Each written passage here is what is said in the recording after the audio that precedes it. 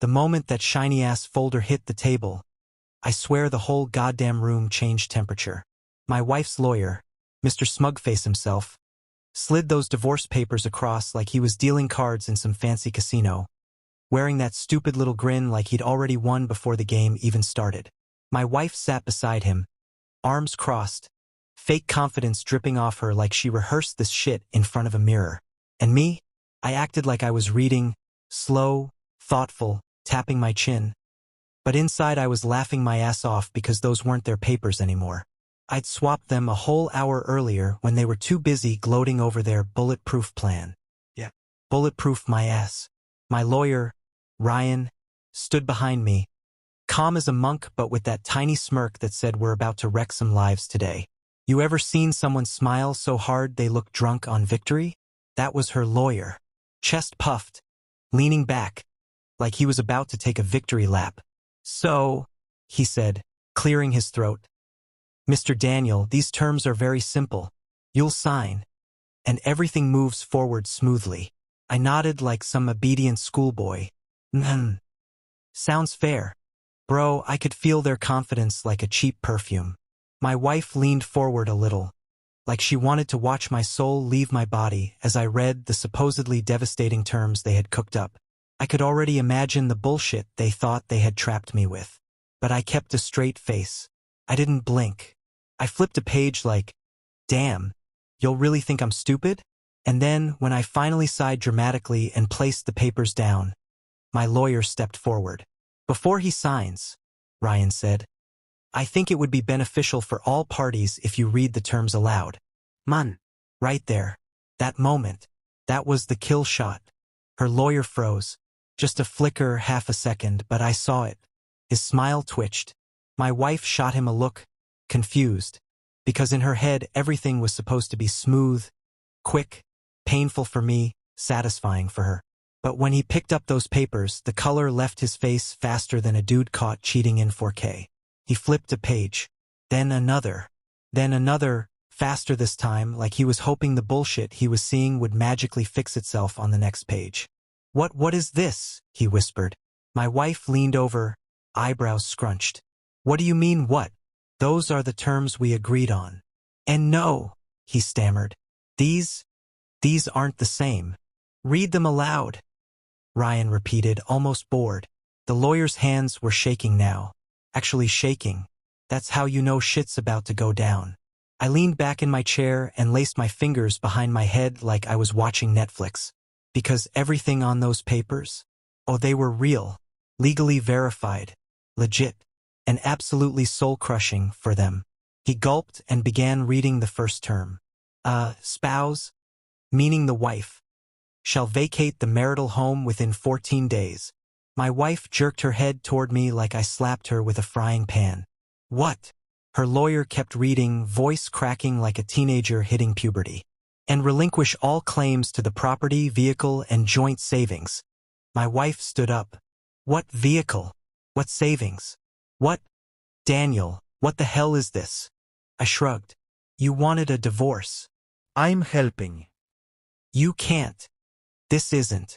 She snatched the papers out of his hand and started flicking through them so aggressively I thought she'd rip them in half. Her eyes were darting, jaw trembling, like she was watching her evil plan crumble one clause at a time. This isn't the agreement, she shouted, voice cracking. Her lawyer turned beet red. He knew he fucked up. He knew he was supposed to have those papers locked down, confirmed, verified, but he got cocky, overconfident, too damn proud to imagine I could be 3 steps ahead. Ryan calmly folded his arms. We'll wait for you to read the rest. Bro, she looked like she wanted to throw the whole building. And then they reached the clause that I swear will live rent-free in their brains forever. Wife acknowledges that she engaged in marital misconduct. She slammed the paper on the table. No. No. This is a lie. Take this out. Daniel, you evil.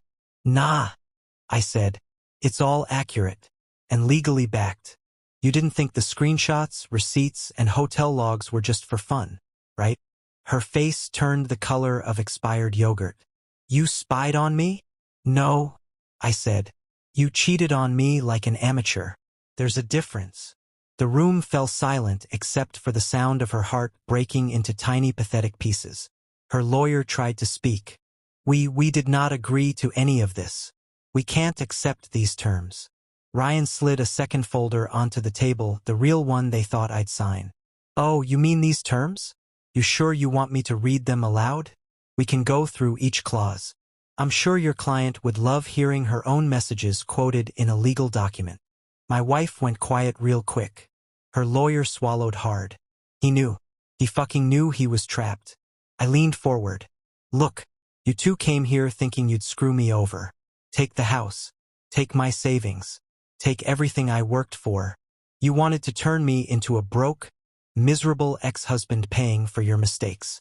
She stared at me with those big watery eyes that suddenly remembered how to feel shame. But guess what? I continued. I'm not your punching bag anymore. You wanted to play dirty? Congratulations. I play cleaner. And smarter. Her lips trembled. Daniel, please. Nah. I repeated. Save that voice for the dude you cheated with.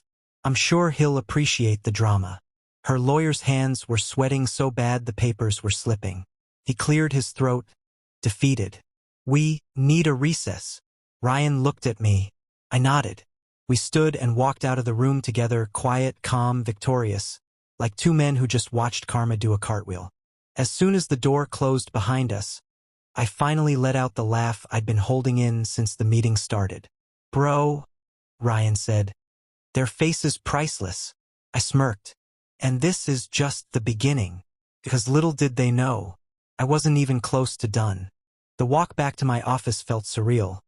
Like I was stepping through some cinematic scene where the villain thinks he's winning but the hero already owns the script. Ryan chuckled beside me, shaking his head. You're insane, man. But, goddamn, this is satisfying. I laughed, letting the tension slide off my shoulders. Insane? Maybe. But calculated insanity, bro. There's a difference. Once we were inside, I dropped my briefcase and leaned against the desk. My mind raced, running through the next steps. See, what they didn't get was that swapping the papers was only round one. Round two was coming, and I intended it to be unforgettable. The phone buzzed. It was my private investigator, Sam. The guy had been following their every move for months.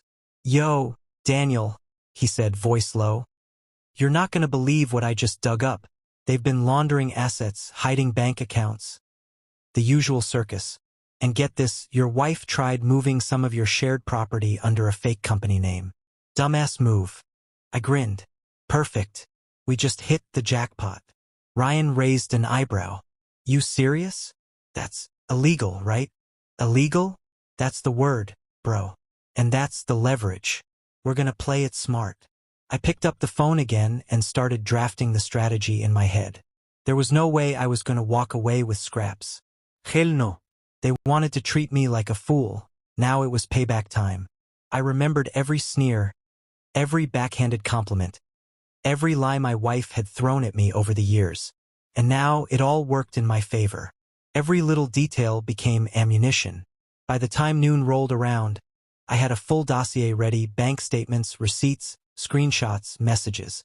Every oops moment she thought she got away with was now meticulously documented. Ryan sat back, impressed. Man, you didn't just swap papers. You turned this into nuclear-level revenge. Call it survival, I said. Or call it justice. Whatever sounds sexier. We both laughed. But the laughter faded when my phone buzzed again. This time, a text from her. Daniel? Can we talk? Please. I smirked, typing back one word. Sure. The meeting was set for later that evening. I walked into that room with calm, casual confidence. My wife was there first, pacing, looking like a caged tiger, eyes darting, mind probably running through a million excuses. Her lawyer hovered nearby, stiff, trying to maintain that I've still got control posture, but you could see it cracking. I greeted her with a nod, my smirk subtle but sharp. Evening, I said, voice smooth. Her jaw tightened. Evening. Daniel. She started, hesitating. I raised a finger. Let's keep it simple. You tried to screw me over. That didn't work. Your lawyer's probably having a nervous breakdown as we speak. So let's cut to the chase. She swallowed hard. I made mistakes. I leaned back. Mistakes? That's one way to put it. Another way, you tried to steal from me, manipulate the truth, and play the victim. That's called intentional misconduct. Her eyes widened. She tried to speak, but Ryan cleared his throat, stepping forward. Daniel, perhaps we should.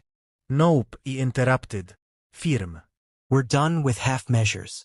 Today's about reality check 101. I pulled out the first folder, the swapped papers. Her face went pale when she realized what was in my hands. And then, I slowly opened the second folder, the one with the evidence Sam had dug up.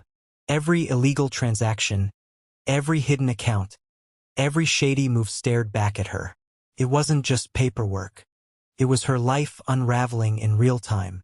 Her lips trembled. Daniel, you can't. Watch me? I said, calm, controlled. Her lawyer stepped forward, panicking now. We can negotiate. There has to be a way to... Nope. Too late for negotiations. You're playing with fire, and now you're burned. I sat back, crossed my arms, and let the silence do the talking.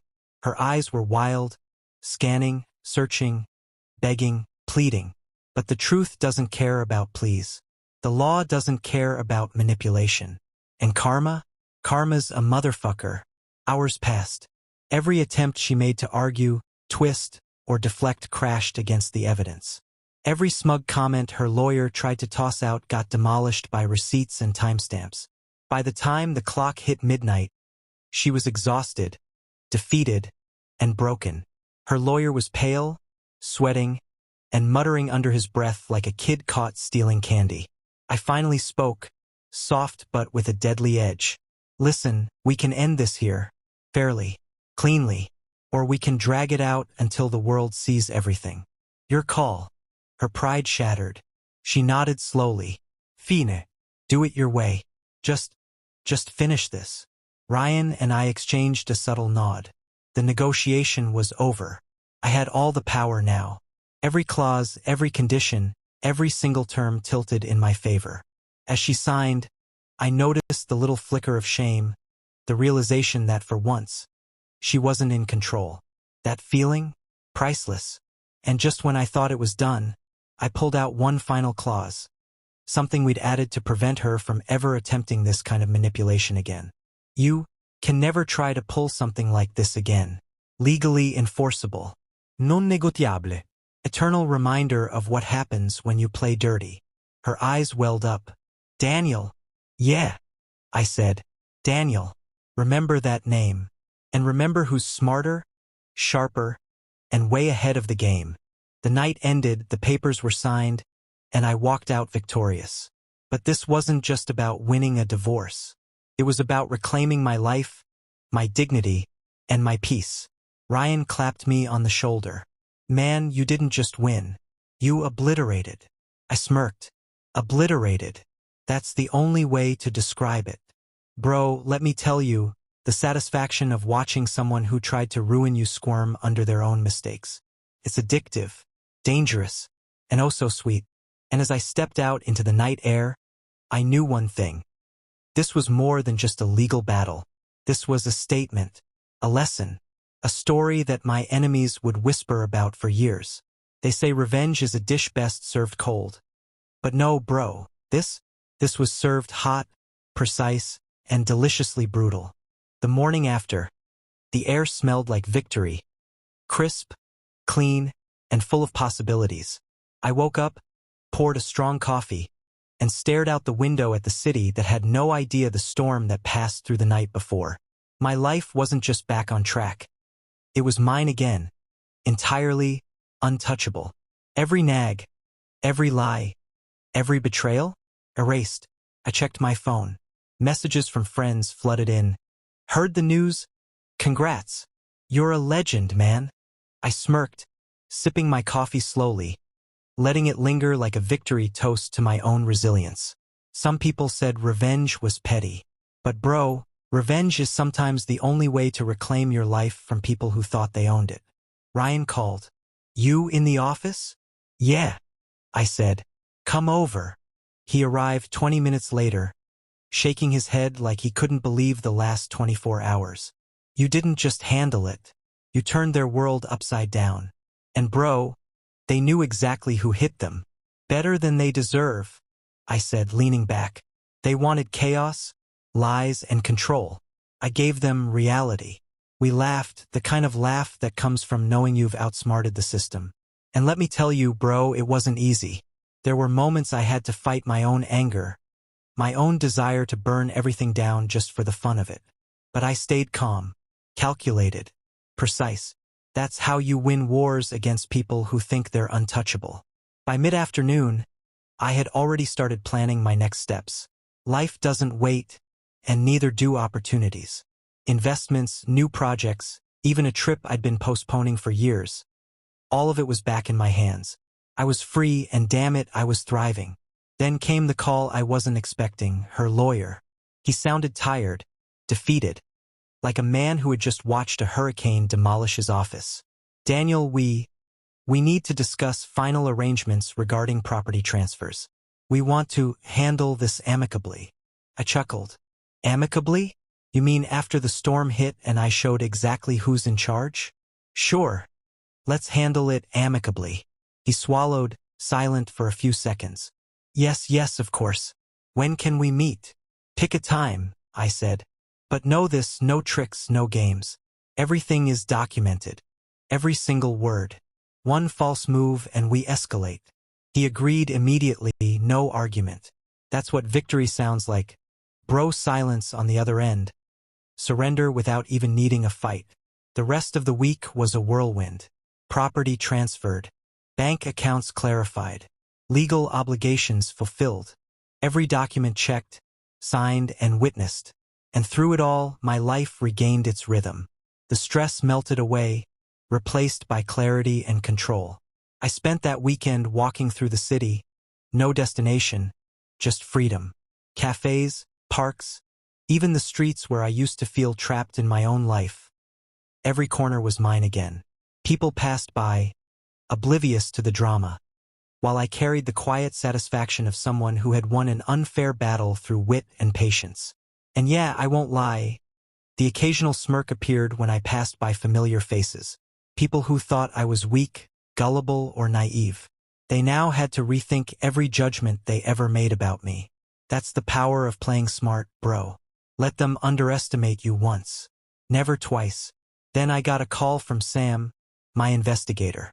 Daniel, you gotta see this. She's trying to rebuild her life already. But she's scared. Every move she makes is cautious. The moment she thinks she can get away with old tricks, she remembers you. I laughed. Perfect. That's exactly how it should be. Let her live in that fear. Quietly. Always. Ryan looked at me with a grin.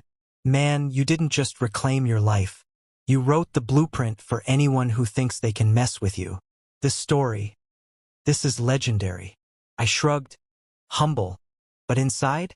On fire. It's not just about winning. It's about teaching lessons, the kind you never forget. Over the next few weeks, I rebuilt my routines. Morning runs, gym sessions, work, new investments. Every move intentional, every decision controlled. Life didn't just return to normal. It leveled up. Bro, I felt unstoppable. And the best part? Knowing that the people who thought they controlled my story, they were now mere characters in the narrative I wrote. I set the terms. I decided the pace. I owned the outcome. That feeling? Priceless. By the end of the month, I finally sat down at my desk, looked at the pile of documents, and let out a long breath. Freedom never felt this sweet. No guilt. No chaos. Just me, my future, and the knowledge that nothing, not lies, not betrayal, not arrogance, could touch what I worked to reclaim. Life's funny like that. People try to trap you, cheat you, manipulate you. They think they're clever, untouchable. But intelligence, patience, and courage, those always win. Always. I poured myself a drink, leaned back, and for the first time in years, smiled with no hesitation. Not a forced smile. Not a polite one. A pure, triumphant grin that said I survived. I conquered. I'm free. And as the sun set outside my window, casting gold across the room, I realized the real victory wasn't just the papers, the money, or the house. It was me reclaiming myself, my time, my peace, my life, and no one could take that away ever again. If you're going through betrayal, manipulation, or someone trying to take what's rightfully yours, remember this. Stay calm, stay smart, and never underestimate your own power. Life gives you the tools to fight back. Use them wisely. Don't let anyone write your story for you. Take control. Stadtteil. And if you want more real-life strategies, tips, and stories like mine, hit that follow button, subscribe, and share this story with anyone who needs to reclaim their life today. Because, bro, the only way to win in life is to play smart, stay fearless, and never let anyone steal your power.